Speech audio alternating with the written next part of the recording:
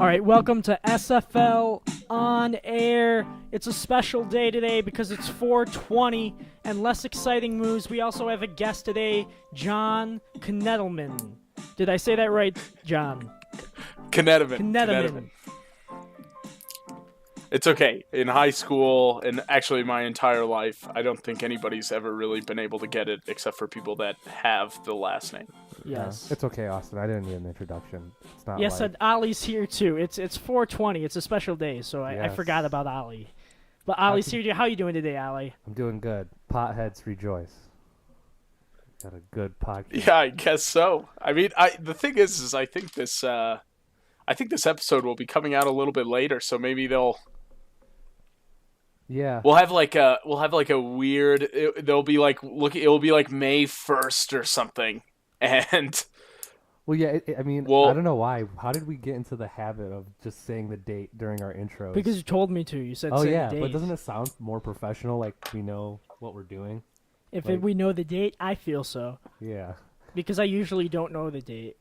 Right. If we say the date, it sounds very professional, and people will respect our opinions more because we know the date of the. Yes, look at us. We know the date today, so you should respect us. All right, so John is going to talk about. John, buddy, introduce yourself. Yeah, so my name is John Knetemann. I'm with Students for Liberty. I actually, honestly, it feels kind of weird. I'm the manager with Austin for SFL-on-Air, and I've been with Students for Liberty for 4 to 5 years as a campus coordinator and then as a North American executive board member. Oh, wow. So what got you into SFL? I'm just curious. What led you into, like, libertarianism or just SFL in general? I mean...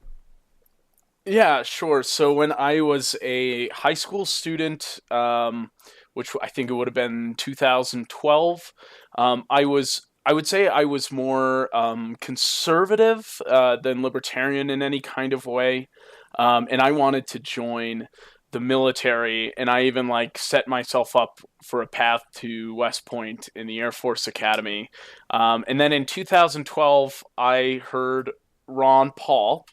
It's one of our favorite homeboys down from Texas, or I guess representative in Texas. I actually have no idea where he's originally from, but I heard him. I kind of got more interested in the ideas of liberty, and I started attending Young Americans for Liberty at University of Denver, which had some campus coordinators from Students for Liberty there. And they invited me to a regional conference, which are hosted in the fall. And I really almost immediately at this conference, abandoned my conservative leanings and became pretty full-fledged libertarian. Even so that I completely abandoned my path for a military career just because I didn't want to work for the state in any kind of way.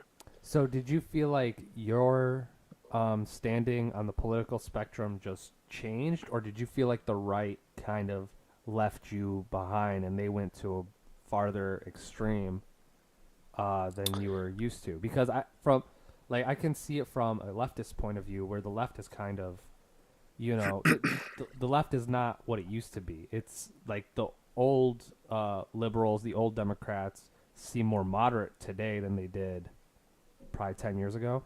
I mean, I'm just curious if you know what I'm trying to tell you. Yeah, I mean, I don't know. I mean, I've always been a little bit rebellious, I guess, which maybe was a something like deep-seated libertarian inside of me. But I honestly think I just kind of changed, especially my philosophy. And even since I have been a libertarian, exactly what kind of libertarian I am has changed pretty radically throughout the past 4 or 5 years, just in my stay at Students for Liberty.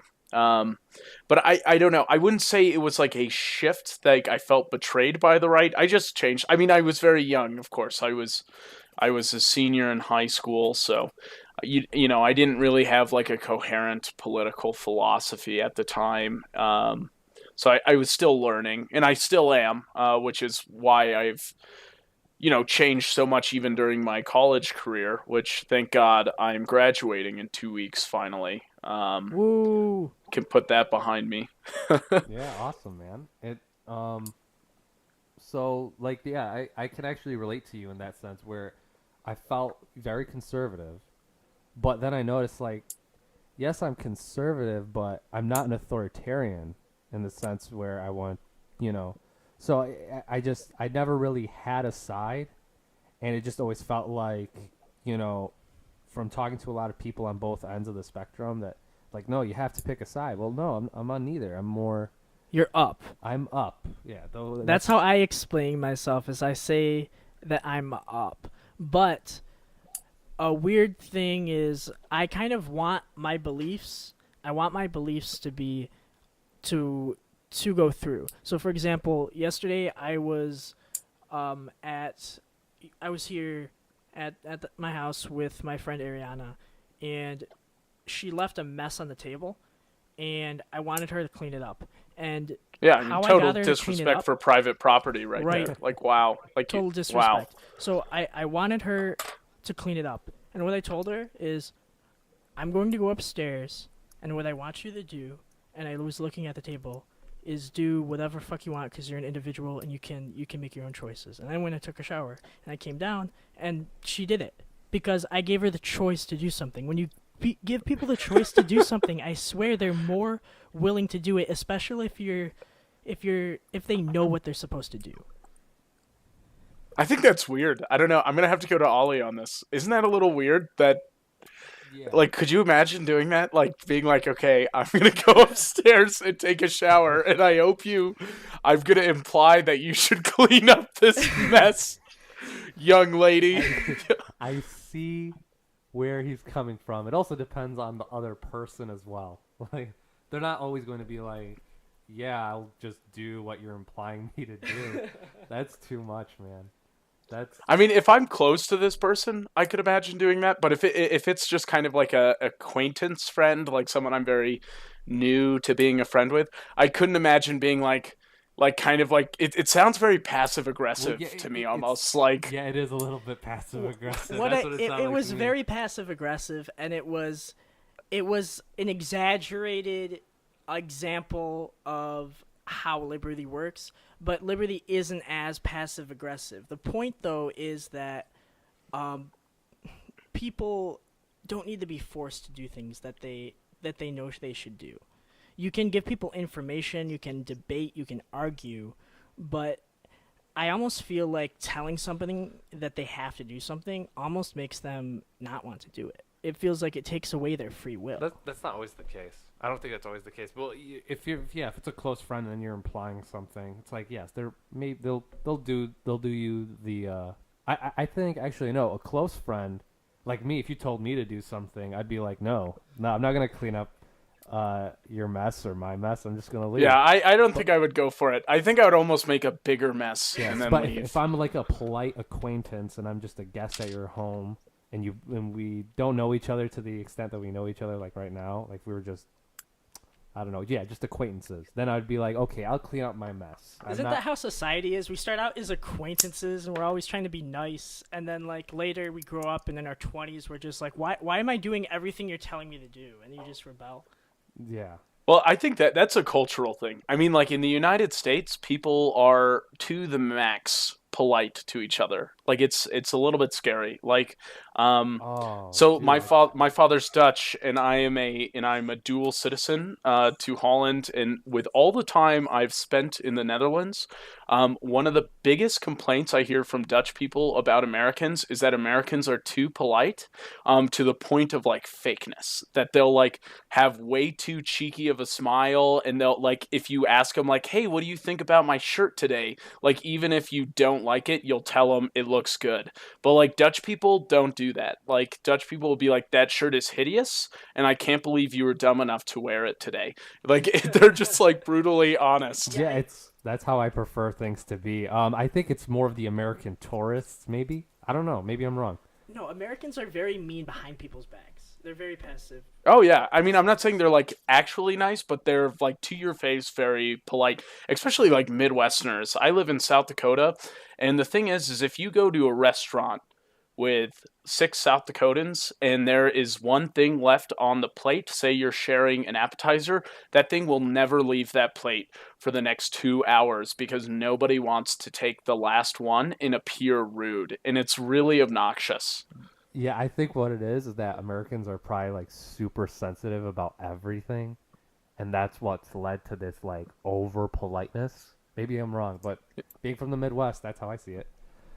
Yeah, I mean it could be. I mean, but I want to go back to this passive aggressiveness. I like this idea that libertarianism could be this philosophy of passive aggressiveness. Like, imagine it's just like the government leaving individuals to do what they want, but just because they're being passive aggressive, like, fine, you don't want our help? Let's see how you do. And then they kind of like smirk at you.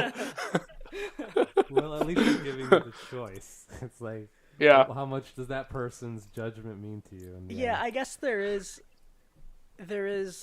a type of getting someone to do something that isn't passive aggressive and isn't aggressive. It's just more. What would be the word? Do you know what word I'm getting at? Condescending. No, not condescending, just honesty. Honesty. Okay. Maybe. I think I'm still just in the wrong mindset here. Yeah. No, I'm talking about is there a positive way to get people to do what you want them to do, or I guess what they should do, or Yeah, incentives. Incentives matter. Yeah. I'm kind of. So like instead of like to your friend being like, "Oh, I'm going to go upstairs and take a shower," be like, "You know what? If you don't clean up this mess, I'll never be your friend again." And then look at that. Boom, I incentives. don't I like don't that. I actually don't like. suggest doing that. No, I feel like I want people to do what they want to do, and I honestly I didn't want her to pick up that mess. I just wanted her to do what she wanted to do. I looked at the table, but it was more like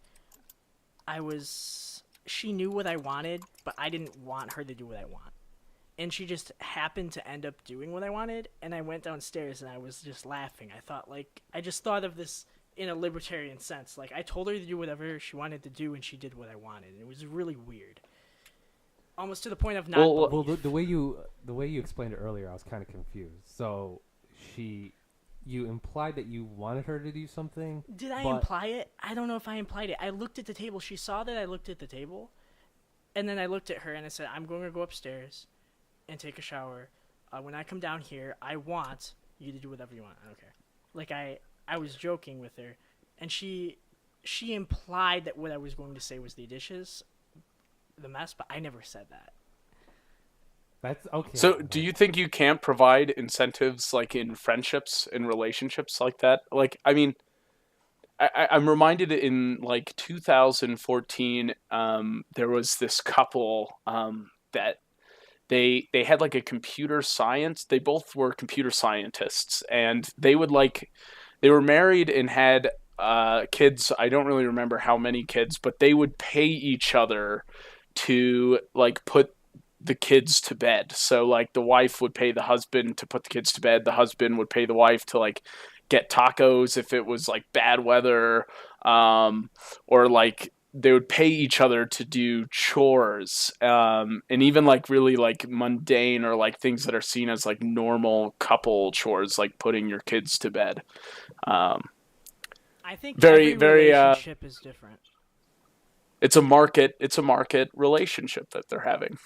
Yeah, yeah, it all depends on the two people. I'm never Or going. three people or five people. I think Yeah. every type of relationship is different, and anytime there's conflict, I think there should be an individualized plan or solution involving everybody that's involved. Does that make sense? Yeah. Mhm. Yeah. All right, Liberty and Dungeons and Dragons. We'll get into Liberty and Dungeons and Dragons. Take it away. Take it away, John. Take it away. All right. Well, I mean, I guess speaking of barbarians, that is a class you can be in Dungeons and Dragons. But I Sounds like a actually very useless class. Based on my No, it's definition. useful. It's just like sheer strength. You're just like a sheer strength class. But I actually don't play Dungeons and Dragons. I play Pathfinder, which is just like Dungeons and Dragons, except it's for people that enjoy playing like fun games. So Yeah, it's like it's definitely a more complicated version of the newest than D&D. Like it's basically D&D 3.5. I mean that yeah, that's the yeah. best way to explain it. Uh, But Why like specifically it's 3.5? Is there any meaning to because the number? they carried because D&D I think 4 was such a nightmare that people like quit playing D&D I think. And then what happened was Pathfinder came along from a different company and they were like, "Hey, let's Okay. make D&D 3 but better." You know, we'll Okay. just Okay. and am I right? I mean, I think I'm right. I don't know. Yeah, oh no, you're absolutely right. But when I play, I actually haven't played as a player in a while, but instead I'm a game master, which creates a lot of conflict for me as a libertarian, or I guess as a classical liberal or any kind of liberal. It's kind of odd because um, I don't know, Austin. Are you familiar with like what it is to be a game master? Here's the thing, though: is there's some libertarians that believe in God, and if you believe in God, then God can do whatever He wants, right? There's no. If God came to Earth right now and said, you're all going to do this," it would be fine. So when you're as dungeon master, you're acting as God. You're acting as the God. You have control over it. Yeah, but I'm also like the environment, and I'm also every NPC character, Yes, you're God. You're and where everything. this gives me, well, yeah, but God is not every human that isn't you in the world, right? So like when you go to the corner store and buy something, you're not buying it from God that is just puppeteering a person behind the counter at a gas station, right? But that's what I do for NPCs. But like it's weird because I do such a good job at it that I almost feel like I would be a great central planner. Like I can central plan just an entire realm of weird magical mystical things in like weird markets and worlds within them, and it's completely believable. And like why, that's where the contention is as a libertarian. Like it feels weird directing everything around people and setting it up for them to react to them. Wait, hold on a second. So are you saying when I go to the gas station and there's the man behind the counter? Are you saying like that's an actual person like me or you that's like working there? That's not an NPC. Is that what you're telling Yeah, me? absolutely. It's really Like they mind-boggling work there. stuff. They work at a gas station. Like Yeah, yeah. people I like mean, you and me. and it's hard to think like, especially like after video games, there's so many NPCs in video games that you you almost have to like. I have a friend that I work with at IT, um, and sometimes I have to remember that he is not an NPC. But honestly, I feel like his life goal is to be as much of an NPC as possible because he just will never say a single thing that is ever like remotely like controversial. It's just kind of like he responds to things and just like goes through general conversation. It's really like living with an NPC. Yeah, I know people who are basically it sounds like like you're playing an RPG in a video game and they have like 3 different responses. That's I know friends like that just are so bland that yeah, they just respond with like the same 3 statements and it's Do you remember hilarious. that episode of Rick and Morty where the dad is in an alternate universe and he doesn't realize that he is? What does this have to do? My man. My man. My man. Yeah. Oh yeah. Yeah. Oh He yeah, I doesn't do remember realize. this He doesn't episode. realize that everyone is around him is an NPC. And sometimes I feel like, what if like I'm like that? Like everyone, I'm so stupid that I don't understand that everyone around me is just like messing with me. No, Austin, because Yeah, 420 thoughts with Austin. Austin, when you enter a room, you always and you start talking, you end up saying something that offends somebody else in the room. That's very true. I get attacked on a daily basis. They Like, just see me and they get their pitchforks. it's Yeah, like I have a great example of this. Recently, you said to me, or you just said in general, that Thomas Jefferson was an anarchist and Hamilton was like a statist. Like he was like Precisely. just like Precisely. he was like Stalin in America. Okay, so I want you to explain to me, John, what is the difference between Stalin and the Federal Reserve? Because I don't see the difference. I mean, it's just I mean, like I'm not saying that like Hamilton did not hold like completely liberal values like some of the other founding fathers. I just don't feel comfortable calling him necessarily a statist. He just had like different flaws. I mean, like, is Milton Friedman a statist? Because he also believes in a central banking system, but I just don't think Milton Friedman could be considered a statist. He believes in something like the European Union, which is different than the government controlling the bank. Like he never says that he thinks the executive branch should be in charge of the federal bank, which is almost what it's like in the United States right now. Yeah. But I mean, I don't need to go into this. I just wanted to give an example of you walking into a room, and I imagine you probably walk into a lot of rooms and go, "Let me tell you about my anarchist Thomas Jefferson." It's not that. It's just that he doesn't notice when other people are like getting bad vibes off him. Like, some people are just, they don't have time for a lot of Austin's nonsense. And then Austin will just spew out nonsense out of his mouth like all day. Like, he'll bring up anarchy at the weirdest times. It's like, we'll be talking about like the newest iPhone to come out, and then he starts getting into this conversation about anarchy out of nowhere. Granted, I know he likes talking about stuff like that, and I will go down that conversation. But when we're talking about something way different, that's when people start getting upset. It's like you just sidetracked the entire conversation. People don't take me with a grain of salt. I do, but I mean, not many Should people take you with a grain of salt, in your own opinion? Yes, because the things I say, I think so. Language is a very complicated notion, and this is, I don't want to get into a whole sidetrack. Hold that. But it hold sounds that like thought. we are about to go into his whole Hold that sidetrack thought. with it. Going back to when you were talking about being a libertarian dungeon master or game master, where you're the one controlling everybody's, like, how the story might go in a campaign for all these D&D players.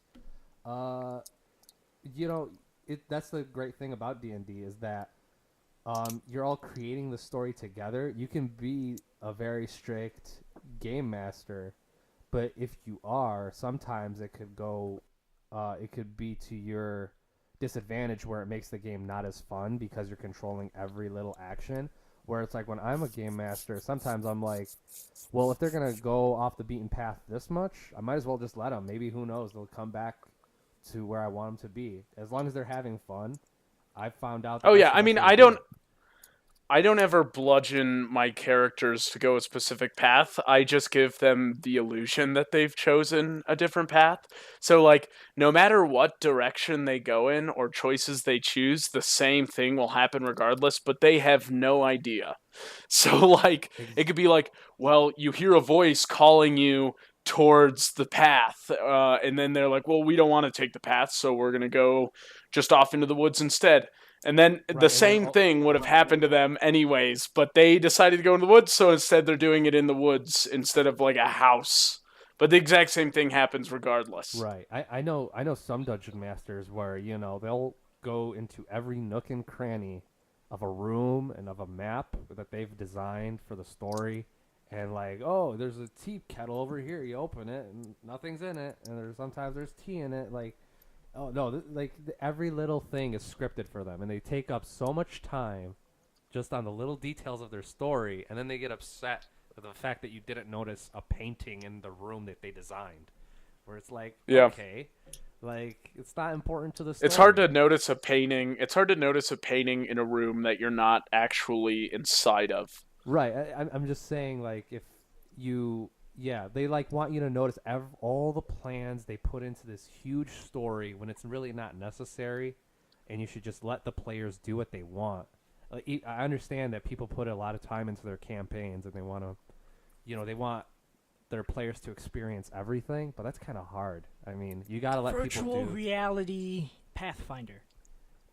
That would be amazing, Yeah, but virtual then you would have to reality. be like a graphic design. But you would have to be like I don't know how to like create 3-dimensional Right. rooms that you No, could but then you use. would have a That system takes a that does it huge for skill you. set. That's the thing between tabletop RPGs and video game Like RPG. MMOs, Yeah, basically. because video game RPGs they're Very yeah, scripted. they're scripted. Like when you talk to an NPC, they might only have like 3 or 4 responses. Because there's only 3 or 4 questions you can ask them. That's what's programmed into the game. Or when you're fighting a bunch of bad guys, you could choose to make peace with the bad guys instead of fighting them. You don't have to, unlike the video game version, where you're deciding. Yeah, there's no way you can talk to the orc in the video game version Yeah. because that's not been programmed in. Right, so that's the cool thing about Pathfinder or D&D. Like those tabletop RPGs are used with your imagination, so there's so many possibilities. Like there's an infinite amount of possibilities, basically. Yeah. If you want to think about it. Yeah, that so way. I feel like you've given me a new perspective on this. I guess maybe I am a more libertarian game master, whatever that may mean, because I definitely am not the kind of game master that rules with the iron fist. Right, and there's those game masters that are like that, and then it ends up making the game worse. It's just not enjoyable for the players when they're forced into every situation instead of letting them find the situation themselves. And it's basically how good of a storyteller are you? Can you make the characters feel like they have freedom in this world you've made? And I think that goes into liberty, in real life just as much. Like you have to give people the freedom to do what they want to do, and they'll usually end up doing the right thing.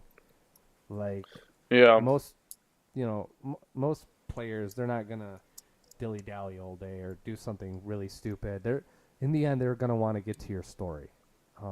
As Yeah. long, but you'll notice when you give those players that liberty, they enjoy their games so much more.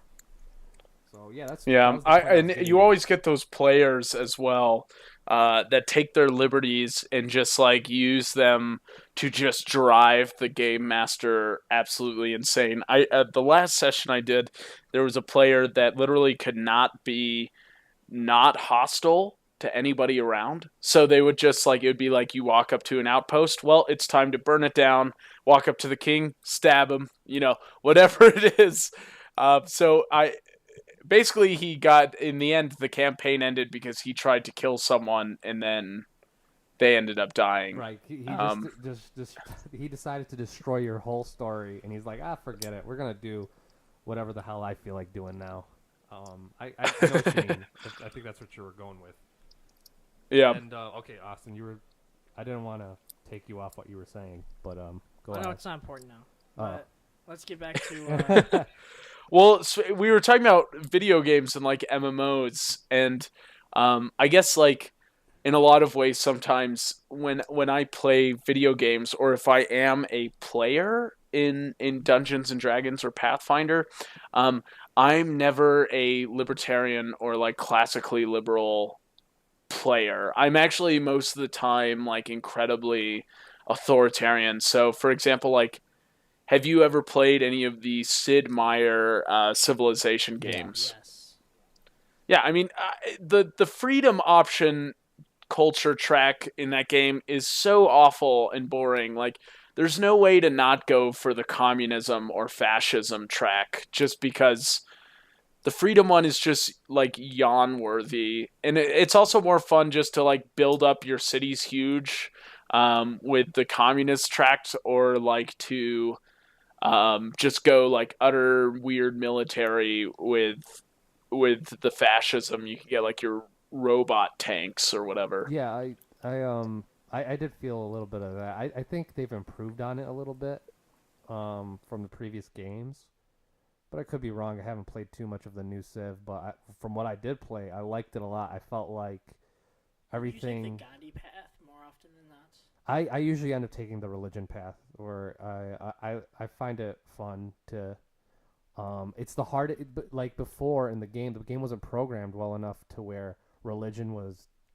You could be dominant in the religious path. Like you usually ended up winning through commerce or through military, and they've actually improved the games enough to where I feel like if you wanted to win through culture or through science or religion, you can do it. Jordan Peterson has, I don't know, I kind of think of Jordan Peterson and Sam Harris as Jordan Peterson is playing Civ and he wants to take the religious path, and Sam Harris wants to take the science path. Basically, that's exactly what it is. They're playing a game of Civ and they want to know which one is better, but I feel like both of them are probably viable. In a nutshell, that when I hear both of them speak, that's what I think.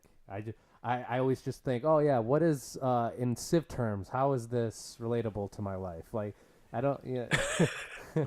Do you do that normally when you listen to like politics? So like, who is the Donald Trump of Civilization? Oh. I actually think I have the answer to this. It's Gandhi in Civ 5. How? Yes. It's well, okay, so Gandhi in Civ 5, they programmed him wrong. So in aggressiveness, you can they programmed their bots to be 1 through 10, but they forgot that that's how they programmed the peacefulness or aggressiveness, so 10 being most aggressive, 1 being least aggressive. So they put him as a 0, forgetting that that wasn't within its limits. And then that made him go overkill like all the way to 10, which none of the other AI were for normal programming. So because of that, he was the most aggressive and disgustingly mean leader in Civ 5. And at any point when Gandhi got nuclear weapons in the game, it was just absolutely, it was horrifying. Like, you knew that you were about to have fallout in your civilization because Gandhi just finished the Manhattan Project. That's so funny. Just Gandhi with nukes. Oh my god. Like, who? And he was always mean. He was always mean. Like, you would go to talk to him and like he try would to be trade like, with him, and he just would always tell grab you them no. by their groins. Yeah, I don't know what was up with the programming with Gandhi, because I know I've played a lot of Civ 5, and I remember that a lot of these peaceful leaders were always programmed to be super mean for some reason. Like, you can never get them to like work with you at all, or they were just so isolationists. Like, it was ridiculous. It felt like that. It felt like they were isolationists. All the peaceful. Well, Gandhi was the most aggressive leader in that game, and it was just he was scary. He was a force to be reckoned with on the international stage. He was, and Gandhi has always been my favorite leader to play in every Civ game that I've played, and it's great. But I thought he's so different in each game. So isn't it? His path to winning, I mean, every leader has a preferred path to winning. It's just that his preferred path was the weakest for the longest time. Like, religion, like, wasn't the best way to win the game. Like, you were really going to get stomped when you were playing multiplayer. So, you always ended up having to win through commerce or through military. And what I like about the newest one is that I felt like I had a lot more power through religion and through culture. So it felt more balanced. But what is the most fair? Which one is the most fair? There's. What do you mean? But how do you mean fair? mean? Like, can you be fair in these games? No, You don't want to be fair. You want to destroy your opponent. I'm trying to apply this to real world situations because I think Civ is a good example of politics. See, I'm not trying to apply it to real world situations. I'm trying to play a game. Okay. But no, go ahead with what you were saying. I'm sorry, I didn't hear it. Yeah, it's like people's political opinions are basically kind of like Civ, and they're all going towards the same goal. They all want to reach a point where it's like, okay, everybody's happy, everyone believes the same thing. We're all in Well, my goal in Civ 5 is to have all like the other nations' cities burned to the ground. So But I like hope But that is not the goal of any like if that's everybody's goal in the real world international politics, we're about to have like a very scary But world. in the end, yeah, though, in the end, your end goal is everybody. There's nobody else to kill. There's no more killing because you've all killed everyone else that you don't like. There's only people Well, on I Earth that mean, you and love. then you have like a global government, and I mean, I don't know, I just right. I agree that like you can learn a lot from Civ 5 in the Civilization games, but it's just it's hard to make a direct analogy in any kind of way. Yeah, like my little cousin, I gave him a copy, I think it was of Civ 5, and he really got into politics through that game. Like he wanted to learn more about politics, so I was teaching him a little bit about, libertarianism, about what's the difference between right and left. I wasn't like, shoving my opinions down his throat, because that's really annoying for any little kid to hear all the time. Just, somebody just telling them how they should think. So I was just, laying out our political landscape a little bit, because he was really interested in, how does this game apply to to his real life. And there are some ways. And I like, you know, I do like how it does make people more politically aware, I think. I was talking to my girlfriend the other day, and she was telling me that at her school they offered a foreign like international studies class, where all they did was play Civ 5, which all I could think of when I heard that is like this is the degradation and fall of the American What, no, what are university you right talking here. about? What are you talking about? I have the exact opposite opinion. I just had. Oh, really? We're at the pinnacle of education. No, when I hear that, I'm like, that's what I do like in my free time to like pass however many hours. Like, okay, realistically, a Civ game lasts like 20 hours long, so like it's just like a way for me to drain 20 hours and then regret it Yeah, afterwards. that's But like, When I play, it only lasts like 2 hours, but I also lose every single. do you ever how do you finish a game in 2 hours? Yeah. This game I is lose. the longest suck I game. lose. really badly. I lose very badly. Yeah, okay. Everything I end up doing backfires in my face. Turn the setting down a little bit. And- Let's turn the dial down. And Let's go I'm to like- easy mode, buddy. I'm trying to be nice with you people. I'm trying to get along and have everyone get along and everybody be nice, but you just keep killing all of my people. You can't do that in the old Civ. But maybe games. that's- Not very nice. I write like very persuasive letters like you should not be killing all of my people. That's not very nice. Could we come to some other type of conclusion rather than killing every one of my people?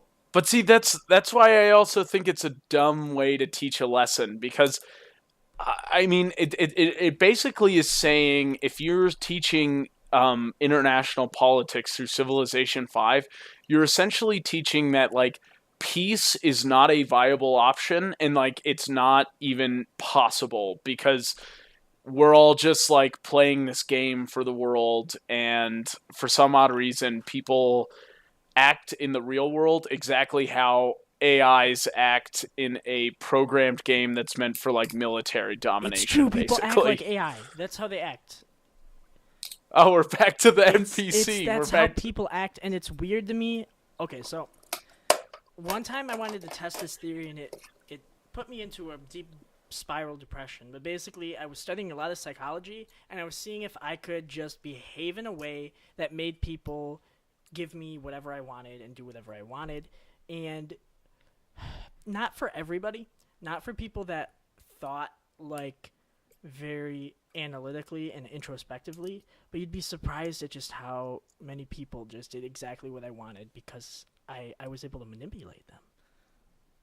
Wow, that is. I think manipulate's the wrong word for just getting to know people and knowing how to work with Here's the them. thing, I have no social skills whatsoever. For me, social skills feels like manipulation.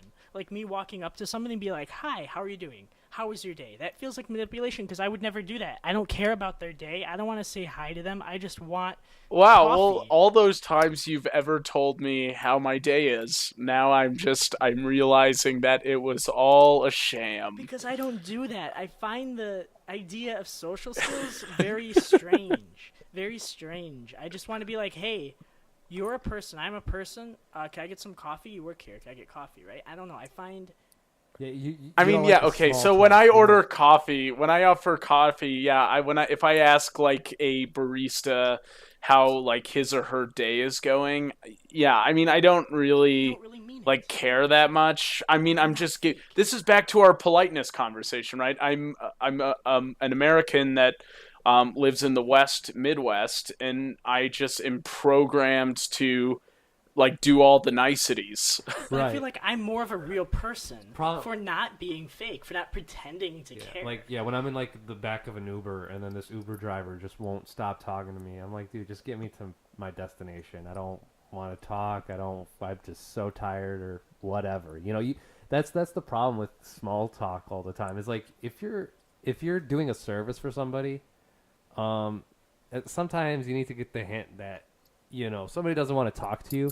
But here's the thing, though. Me and Austin are different because we're not typical Midwesterners.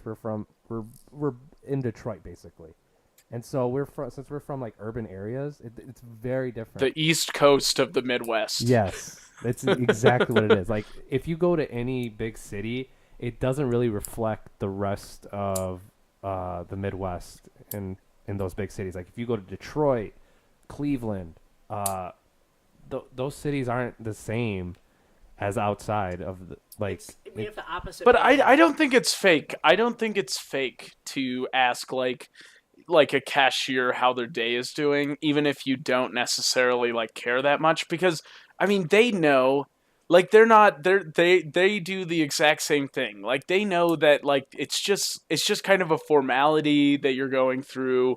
They do the same formality when they buy things. Like it's just kind of like a custom. Yeah, It's just customary. Hello, how are you? Good, good. Okay. Like Here's I the would difference, like though. a Here's the difference: is I feel like I have no meaning when I'm actually asking someone how their day is going. Because with you, when I ask you how your day is going, a lot of times I mean it. And with other people, I ask them how their day is going, and I'm actually meaning it. I want to get into a conversation with them, but then they just say, good, how are you? Because they're so used to the fakeness that it's hard for me to be genuine. And it would be really See weird now for me now to I say, just feel like you're just backpedaling because I accused you of fakely asking me how my day was, and now you're trying no, I to don't give a shit explain about you. I'm it just to being me. honest. You're my boss. I care. I have to get into a closer relationship with you because That's true. That's true. it's advantageous for me, and it would be easier for me if we were better friends. yeah, but with coworkers, it's different. Like if John was here, it would be very easy to hang out with him, like for sure. But it's just that with coworkers, you kind of had to care a little bit about their well-being in order for both people to work well with each other and to like if you have a job that needs to get done, if somebody's feeling like crap and you just don't give a shit at all and you're not empathetic to that fact. Potentially. Like, let's say I'm asking John how his day is going. I already know John, but let's say I didn't know John. I was asking him how his day was going, and I got to know him. And I didn't like him. Then I would just tell him like, "Hey, John, I don't like you." Do you do that? I don't believe you do No, that. he's not. You He doesn't have the cojones to do something like that. It There's- depends. It depends. I feel like Like Austin has seen me be pretty blunt with people, but that's just old habits I just can't kick off my back. Like I'm trying to be more polite, but it's really hard, man. Like if somebody ticks me off, like I usually just tell it like it is. Where Austin, he's kind of more, he'll be a little bit nicer about it, like when he doesn't want to talk to somebody. I'm nice about it, but Yeah. I'd still say it. Yeah, he'll imply like, "Hey, you should do what I Yes. want you to do. I'll be Okay. back. I'll just go take a shower real quick and help you." Hopefully, yeah. So, I mean, like I just think it's I mean, it's difficult because it's hard to say like I don't truly like it's not that I don't care when I ask people like how they are doing, like in passing, like if they're strangers to me, because like in a large way I like do care how people are doing. It's just that like I don't really. It's that it's such a mindless process. That like I'm not even really thinking about what I'm saying. It's just like how are you doing? It's just something that like rolls off of everybody's tongue just as you are like starting a conversation. Or like what's up, for example. You say what's up. This guy. And That's my go-to answer. yeah, I'm honest. yeah. And everyone just despises you for saying the sky instead of what you actually are feeling. Yeah, like I remember like growing up in Detroit, small talk wasn't as customary because you never know like who your neighbors are really. Like you never really get to know them. You don't know what they're up You treat to. them with respect. You don't go up to them and starting a conversation Right. with them. Who are you to start a Right, conversation with me? I don't know you. Leave me alone. When You're respectful for them.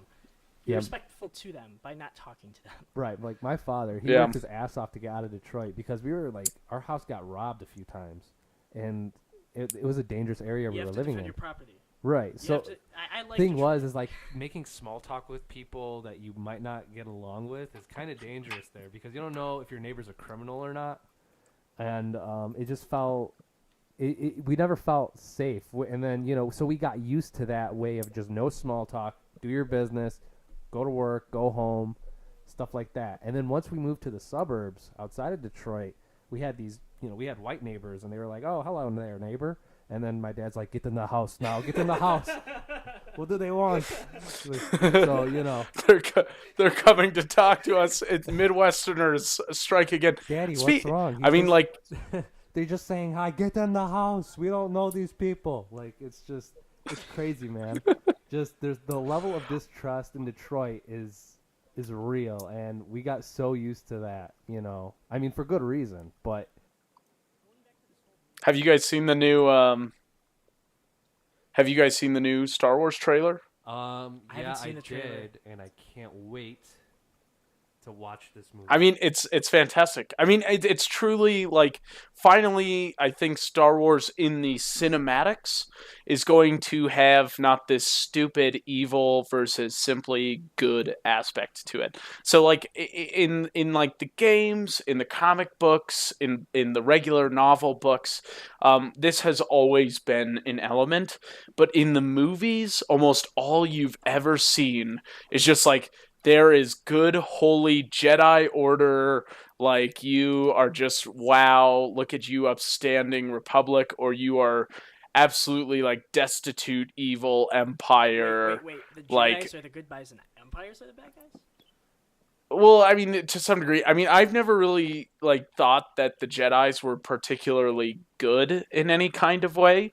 I mean, the Jedi really, like, gave rise to the possibility of there being an empire just because of their like really ridiculous codes that they had, and just like their full faith in government in the Republic and them just becoming generals of war. Like the empire would have never happened to its extent, if it weren't for like the Jedi's, like what I would perceive as like evil practices. Hey, John, do you know Anakin's least favorite game? It's No. The Floor is Lava. Oh, the floor is I think I mean I don't know. I mean the Jedi are not good. They're really like these kind of like they're what Ayn Rand would call like absolute second-hander, like altruists, in my opinion. And then I'll agree with that. the Sith are just like these maniacally like sociopathic like endeavors that like seek power, and like just to put it in like I guess an objectivist context, just because I already brought up Ayn Rand, like both the Sith and the Jedi would be both very evil in Ayn Rand's eyes, just because they both like do not focus on themselves as individuals, but instead on like power or like this weird element of space altruism. It's like a form of collectivism. It seems is how they view everything. They Yeah, yeah. I mean, in both sides, really. Like, But don't and the Sith are just terrible. But in Star I Wars mean, you gotta though, love the it doesn't Sith explain too. it that well. But aren't the Metacorians, don't they like determine your what you are and determine like whether you're good or bad? No. So the midichlorians are something that us Star Wars fans like to ignore because it's really dumb. But they don't actually determine if you're like light side or dark side, but in the end, and I think we're gonna see an element of this in the new movie. Being using the light side of the force does not necessarily mean good, and using the dark side of the force does not necessarily mean evil. But instead, it's how you like use these powers. For example, like Luke Skywalker is absolutely a good character, but in Return of the Jedi, you see him use Force Choke, which is a dark side power. He chokes one of the pig guards at Jabba's palace, the Gamorreans. Um, and it's just, and that is like an important aspect that I think is important to think of. But the problem You have to is choke that for Star good Wars. instead of choking for evil. Well, George Lucas, you gotta choke. George Lucas isn't interested, was not really interested in telling that story, and none of really Star Wars has ever been interested in telling that story. And I really think that's because Star Wars is interested more in it's Star Wars tells a very leftist idea of what good and evil is, and like what it means to like how people interact with each other. Like it's all very leftist in my opinion. Regardless, Star Wars is still my favorite story of all time, right next to Lord of the Rings, which is not leftist at all. So Yeah, it's I can see where you're coming from with that. It's really interesting to see political philosophy in cinema, especially in Star Wars. I think you also see a lot of it Star Trek. in Star Trek as well. That's what I was going to go. yeah, absolutely. I mean, both Star Trek and Star Wars both have those like leftist What elements. leftist element? Where in Star Trek? Star Trek is a Well, I mean, with Star libertarian Trek, they philosophy, live, in of my course, in opinion. this like post scarcity world. And since they live in this post scarcity world, they basically have like space socialism. When it comes to Star Wars, they don't have that, Is it but they have socialism this though? element of relativism that is very like that is very important in like Marxism and like different leftist philosophies. So Mhm. Kirk Um, disobeys the rules all the time, and there's always an individualistic approach to how he does that. Yeah, but it goes but against the grain of the entire like civilization. I think they have a global government. I could be wrong. I'm But they such a don't bad kill Trekkie, him though. but They look at his case individualistically. That's true, but I think like you should be careful with like looking at like surface stories and look at the whole story. So like libertarians like to always claim Star Wars, but like why? Like just because you fight a government doesn't mean you're libertarian. So like Alex Jones is anti-government, but like and even if he calls himself a libertarian, that doesn't mean he is. Well, Like yeah, I would he argue that one of the fundamental aspects of libertarianism is the understanding of interdimensional child molestation.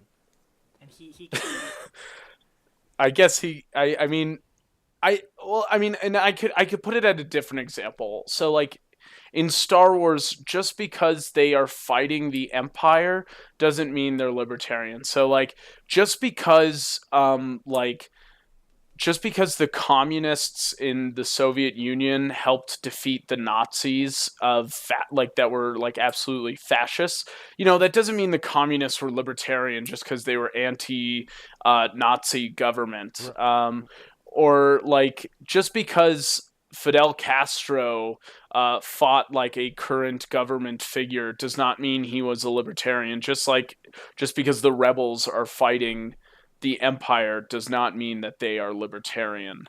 It's kind of funny. It's like how there's a lot of Democrats now that want states' rights since Trump got into the office, and so it's like, well, you're all about the federal government, and now you're talking about states' rights all of a sudden because Trump's in office. Yeah, It's and that's just a problem with being like partisan versus being like somebody of ideas and philosophy. So like partisans every 4 or 8 years will always switch their positions, but the person that is of actual philosophy, whether they're libertarian, leftist, or like of true conservative philosophy, which to be honest, that most later one I think is the most rare out of the three, like will not have this weird shift just because partisan power is changing.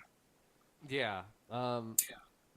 Yeah, it's strange to me, how we've gotten to a point where just people there's no principle between I'm bringing it back to real life where there's no principle between either side of the aisle. It's just whatever is good for them. It's not like how if with libertarianism there's principles that they don't that they hold strong. But there's libertarian partisans for sure as well. Like there's libertarians that go off of like principles and philosophy and do the same thing that Republicans and Democrats do. And it's unfortunate, but I mean it's just like there's no way you can cure this. I want a free market of philosophical ideas. I don't want an authoritative of ideas. Like if 90% of the population was just murdering everyone, I don't think government force would be the way to stop that. Unless you killed. I don't know. Like I slavery. can't. How That's did we just end slavery? 90. Kill half of the population. Wait. Which was with government, but I think like I can't really imagine a situation where like 90% of the population would then be killed. I don't understand with issues like I don't think it's necessarily just the people and the government. It's just how the environment is in the current political landscape, where everybody's worried about re-election. They're worried about campaign funding. So they'll say whatever it takes to get reelected. But so philosophically speaking, I used to be against eating animals until I started listening to Jordan Peterson, who like changed my mind on almost everything. But I used to be against it. Or you could just talk to a hunter, and they'll tell you of how important conservation is and how important hunting animals is to the environment. Or you could say the same thing about abortion, and if someone was anti-abortion, they would have an argument against it. Abortion. Okay, we can get into that discussion about how abortion is not conservation. Okay. But here's the thing, though, is with abortion and with, I'm not taking a stance on either of them. All I'm saying is that enough people disagree that if you really wanted to end it, you would have to have a civil war, which seems counterproductive. I mean, I don't know. It's difficult to say, and I think it has a lot of factors in it, but there's certainly like partisans on both sides that don't follow a particular philosophy.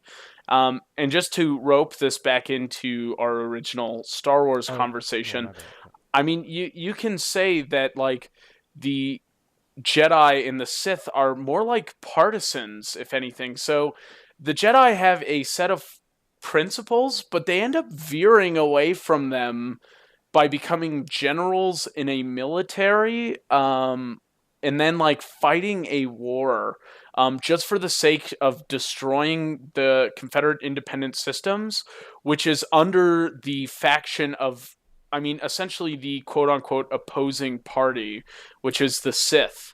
And that's an example of an entire like group of people abandoning their philosophy for almost like a partisan conflict that is between the Sith and the Jedi. So you're saying it's basically between two authoritarian sides. It's not really libertarianism. Is that what you're going with? Well, it's more just this idea of like partisans. So the Jedi have a philosophy, and it would be great to call them ideologues, but in the end, they abandon all their principles for the sake of their party platform, which is The basically ends to justify the means. defeat. Yeah, the ends justify the means, and they abandon their principles by becoming militaries in an army. I mean, it doesn't really have anything to do with libertarianism, except it exemplifies this idea of people that could be like principle driven, but instead are partisan driven, um, to like find a specific end. Oh, okay. I see. That's really interesting because I never thought about it that way. Um, The downfall of the republic was because of partisanism. Basically, I don't really know exactly how you would say this, but because of partisan mindsets of the Jedi instead of principled mindsets of the Jedi, which I don't think the principles of the Jedi were really all that great anyways, but yeah. There's also I mean, the it could movie be argued bias that way. of how biasly they show one side being good and one side being bad. Yeah, absolutely. Yeah, that definitely has a big part to do with it. I mean, I don't know. I really never thought about partisan in Star Wars until you explained it to me. That actually is Well, super interesting. there's a lot of nuances to the Star Wars politics that like can be looked at, especially in the prequels, just because the prequels are like 50% politics.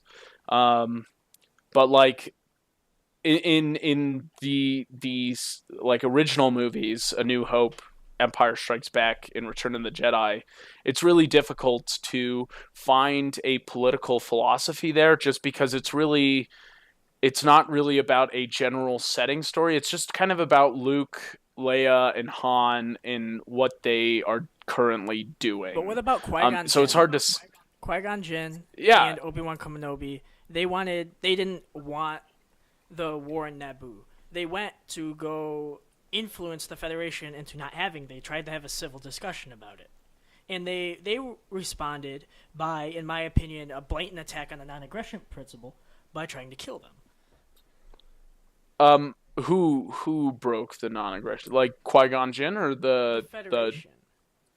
Yeah, the Trade Federation absolutely did. I mean, I'm not saying that. I mean, since Qui-Gon Jinn, I mean, they were like trapped in a room which poison gas was filled into. Like Obi-Wan Kenobi and Qui-Gon Jinn absolutely were in the right It's to a gray defend area, their but lives. I think trapping someone in a door with poison gas is a violation of the non-aggression principle.